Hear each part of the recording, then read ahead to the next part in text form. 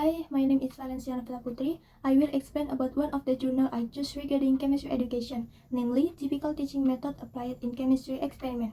Chemistry is a subject that involves experiment that will be more interesting when done through laboratory experiment whose results are easier to remember.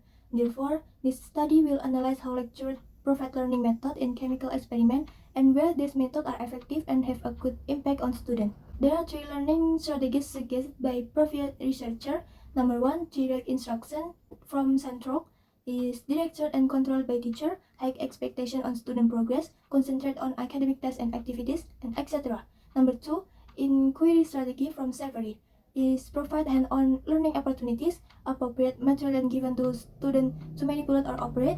Students are given freedom to manipulate their ideas in their own understanding, and etc. Number 3, constructivism approach from Poe is Needham 5-phase model, consists 5-phase orientation, eliciting idea, restructuring of idea, application of idea, reflection, and etc. From the result of interview with respondent, it can be concluded that the 10 respondents had selected the traditional teaching as their choice of teaching experiment based on the 6 reasons, and they were save more time, ensure student understanding toward the procedure in experiment, easy to carry out, common teaching method that had been used to it, able to control and manage the class and allow the learning outcomes that said earlier being accomplished. Number 2, they have 10 weaknesses in the traditional experiment teaching method. And number 1, discuss the content of experiment before students start the experiment. Number 2, set high expectation towards student progress in experiment. Number 3, provided a set of well-prepared procedure for student to follow, and etc.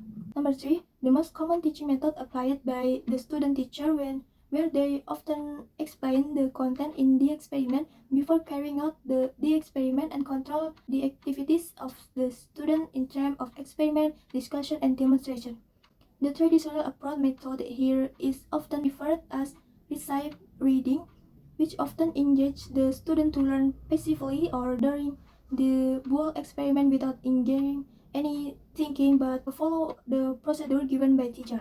If such scenario continue, the learning of science or chemistry will be less motivated, and at the end, the student will develop an attitude of only wanting to achieve the correct answer to question in examination. It can be said that the main obstacle for students to learn concept and skill at the time and of the experiment is not from the experiment itself, but rather from the way the teacher himself conducts the experiment or what teaching method they use to teach experiment.